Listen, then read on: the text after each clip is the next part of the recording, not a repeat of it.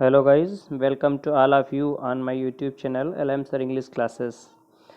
Students, मैं आज हमारे जो एक्टिव और पैसिव वॉइस की सीरीज़ चल रही है, इसमें मैं डिस्कस करूँगा कि जो भी कैपेबिलिटी शो करने वाले हमारे सेंटेंसेस होते हैं जिनसे कि बाध्यता मजबूरी का बोध होता है, उनको हम पैसिव फॉर्म में कैसे चेंज करेंगे। ऐसी वर्ब्स जो has to, have to, will have to, ठीक, शैल हैव टू या हैड टू के साथ मेन वर्ब की फर्स्ट फॉर्म के रूप में आती हैं, इनसे कहीं ना कहीं हैज़ टू और हैव टू का जो यूज़ होता है वो कहीं ना कहीं प्रेजेंट टेंस की मजबूरी को शो करने के लिए, बाध्यता को शो करने के लिए किया जाता है, जबकि हैड टू का यूज़ पास्ट टेंस की मजबूरी को शो करने के लिए किया जाता है। इसी तरह से विल हैव टू और शैल हैव टू का यूज़ फ्यूचर टेंस की मजबूरी को एक्सप्रेस करने के लिए किया जाता है।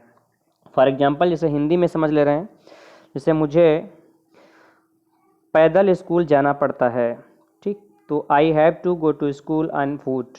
तो इस तरह के सेंटेंस जो होंगे तो ये प्रेजेंट की मजबूरी है। अगर पास्ट टेंस में इस प्रकार की कोई मजबूरी के सेंस का रियलाइजेशन हो रहा है तो मुझे पैदल स्कूल जाना पड़ता था, तो I had to go to school on foot. मुझे पैदल स्कूल जाना पड़ेगा, ठीक, तो I shall have to go to school on foot.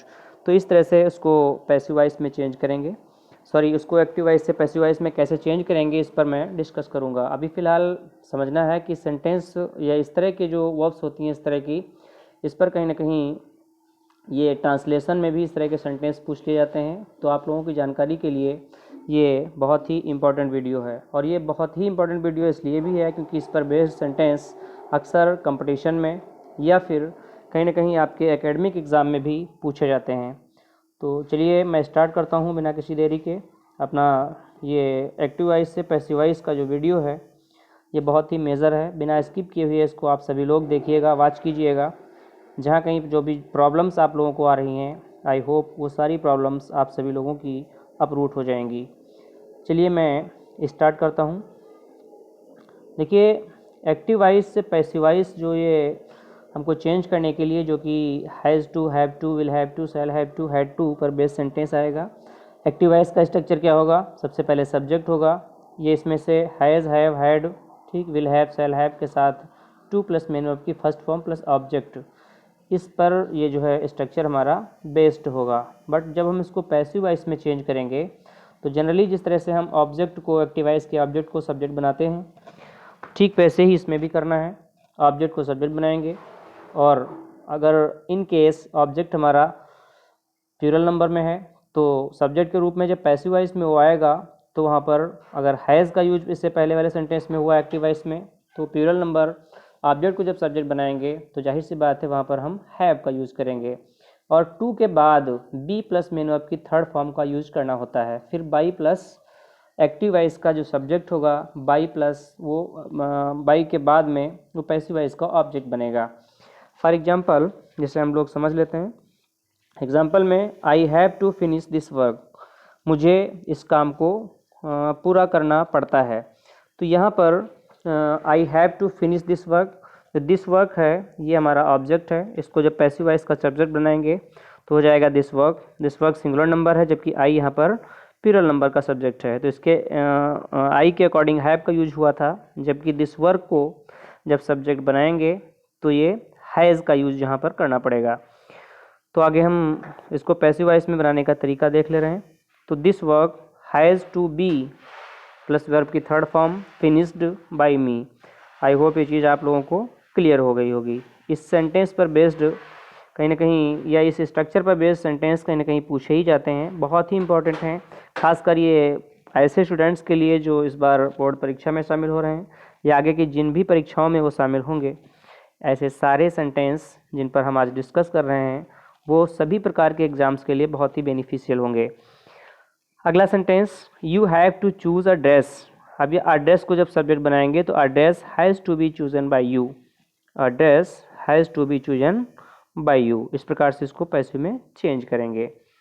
अगला जो सेंटेंस, अगले टाइप पे जो अभी डिस्कस होना है, देखिए कुछ वर्ब ऐसी होती हैं जो लेट, यहाँ पर लेट, बिड, ठीक, हेल्प या मेक जो है मेक के रूप में सेंटेंस में यूज होती हैं। इनको पैसिव वॉइस में किस प्रकार से चेंज किया जाएगा, लेट, बिड और हेल्प और मेक का एक्टिव वॉइस में डायरेक्ट इन्फिनिटिव बिना टू के साथ होता है। इसको देख लेना है ताकि यहाँ से जो बनने वाले सेंटेंस हैं वो गलत ना हो। चलते हैं, स्टार्ट करते हैं। देखिए इसमें एक चीज़ ये भी है कि ये जो सेंटेंस अभी इससे पहले जो ये पॉइंट हम डिस्कस कर रहे थे, इसमें ये है कि आपको ये ध्यान देना है कि ये जो वर्ब हैं लेट, बिड, हेल्प और मेक का प्रयोग एक्टिव वॉइस में डायरेक्ट इन्फिनिटिव, मतलब वो बिना टू के, जिसको हम लोग बेयर इन्फिनिटिव के नाम से भी जानते हैं। कौन सा infinitive? Bare infinitive. Bare infinitive का मतलब ये हुआ कि इसमें मतलब टू का यूज़ नहीं होता है, केवल डायरेक्ट वर्ब का यूज कर दिया जाएगा। जैसे एग्जांपल देख ले रहे हैं, सी लेट मी गो, उसने मुझे जाने दिया।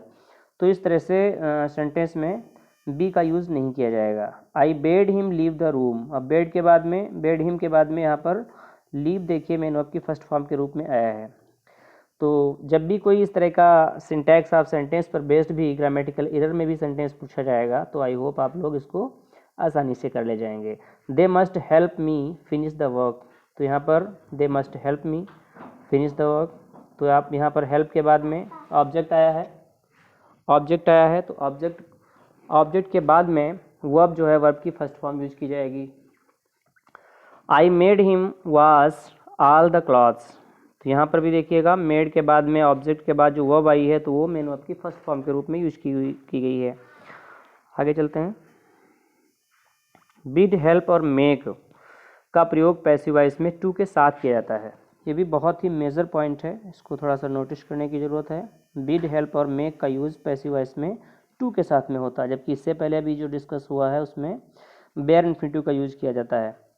तो इसको ध्यान रखने की ज़रूरत है, यहाँ से अगर क्वेश्चन बनेगा तो आप लोगों के लिए बहुत ही इम्पॉर्टेंट होगा।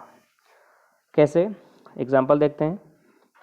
ही was bidden to leave the room by me, अब यहाँ पर देखिए बिड की जो थर्ड फॉर्म बिडन है तो इन्फिनिटिव टू के साथ में जो है वो अब ले रहा है। I must be helped to finish the work, अब यहाँ पर must be helped to finish, क्योंकि ये must be plus third form का यूज किया गया है, पैसिव वॉइस में है, तो टू के बाद भी आप देख रहे होंगे जो वर्ब आ रही है तो ये इन्फिनिटिव मीन्स की इन्फिनिटिव टू के साथ में यूज की जाएगी। इसी तरह से he was made to wash all the clothes by me, तो इस तरह से आपको ये ध्यान रखना है कि बिड, हेल्प और मेक का यूज़ पैसिव वॉइस में टू के साथ किया जाता है, जबकि इससे पहले अभी डिस्कस हुआ उसमें आपको ध्यान रखना है कि लेट, बिड, हेल्प और मेक का यूज जब एक्टिव वॉइस में होगा तो बेयर इन्फिनिटिव के साथ में किया जाएगा, मीन्स कि विदाउट टू का के सेंटेंस में यूज़ किया जाएगा इन्हें। आगे चलते हैं। लेट का जो यूज़ होता है अलग अलग सेंटेंस में अलग अलग अर्थ के रूप में किया जाता है, पैसिव वॉइस में भी उसी अनुरूप में या उसी के अनुसार उसकी चेंजिंग भी की जाती है। जैसे लेट मी प्ले, अब यहाँ पर क्या है, अनुमति की बात की जा रही, मतलब परमिशन मांगा जा रहा है, लेट मी प्ले, मुझे खेलने दीजिए, ठीक। तो I may be allowed to play, passive इस तरह के सेंटेंस पर बेस्ड पैसिव आता है और बहुत ही इंपॉर्टेंट है ये, इसको ध्यान रखिएगा, आप लोगों के एग्जाम के लिए बहुत ही इंपॉर्टेंट है। If question can be framed let me play, then how will you transform into passive voice? I may be allowed to play, okay. Let him do this work, तो यहाँ पर देखिए let him do this work, उसे ये काम करने दीजिए, तो लेट के बाद में दिस वर्क ऑब्जेक्ट है, उसको सब्जेक्ट बनाएंगे, let this work be done by him. आगे चलते हैं। अगला सेंटेंस है अगला सेंटेंस है let us organise a party, ये एक सलाह है वाक्य में, मतलब जो ऑब्जेक्ट भी है साथ साथ में सलाह है। Let us organise a party, how party organise करते हैं, a party should be organised, यहाँ पर देखिए शुड बी प्लस वर्ब की थर्ड फॉर्म के रूप में इसको पैसिव में बदला गया है। Let us help the poor, जब कोई मोरल सजेशन की बात की जाएगी, इससे पहले भी हमने डिस्कस किया था, तो वहाँ पर मोरल सजेशन के रूप में क्या करेंगे, late us help the poor, तो लिखेंगे the poor should be helped, वहाँ पर शुड का यूज किया जाना होता है। तो आई होप ये चीज़ क्लियर हो गई होगी आप लोगों को। आगे चलते हैं। देखिए ये तो बहुत ही इंपॉर्टेंट है, इसके बाद फिर एक्सरसाइज हो जाएगी। इससे सेंटेंस तो अगर पूछा जाता है तो अमूमन गलत हो ही जाता है, ठीक। इसको थोड़ा स्ट्रक्चर का ध्यान दीजिएगा। रोज स्मेल्स स्वीट, ठीक, जैसे रोज स्मेल्स स्वीट, अब यहाँ पर जो गुलाब हैं, ठीक, तो मीठी सुगंध देते हैं या मधुर सुगंध देते हैं, तो यहाँ पर इसको कैसे चेंज करेंगे, जब भी आपको ध्यान ये रखना है कि जब भी किसी सेंटेंस में वर्ब के बाद में एडजेक्टिव का यूज किया जाए, ठीक, वर्ब फॉलोड बाय एडजेक्टिव्स, तो आप उसको कैसे चेंज करेंगे, उसका स्ट्रक्चर क्या रहेगा।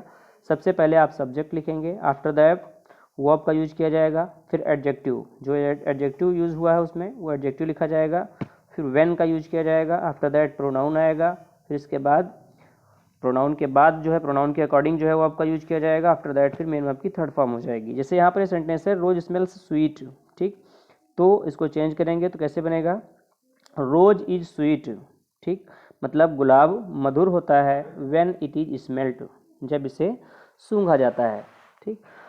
तो यहाँ पर भी इसको ऐसे ही बनाएंगे जैसे लिखा हो मैंगो टेस्ट स्वीट, ठीक, या मैंगो टेस्ट सावर, तो mango is sour when it is tasted, इसको इजली आप लोग बना लेंगे। क्वीन आगे देखिएगा, कुनैन टेस्ट्स बिटर, एक्टिव वॉइस में दिया हुआ है तो कुनैन is bitter when it is tasted. Those mangoes taste sour, लिखेंगे those mangoes were sour when they were tasted. I hope ये चीज़ आप लोगों को क्लियर हो गई होगी। और यहाँ से अगर क्वेश्चन बनता है और पूछा भी जाता है तो अमूमन लोगों का गलत हो जाता है। ये मान के चलें कि ये बहुत ही इंपॉर्टेंट है, न केवल आपके बोर्ड एग्ज़ाम के लिए बल्कि सभी प्रकार के एग्ज़ाम्स के लिए बहुत ही बेनिफिशियल, बहुत ही इंपॉर्टेंट ये जो है आपका वीडियो रहेगा। तो आप सभी लोग इसको पूरा देखिएगा विदाउट स्किप किए हुए। अगर आपको अच्छा लगता है इस सेशन को, चैनल को लाइक और सब्सक्राइब करिएगा। Thanks for watching the video to all of you.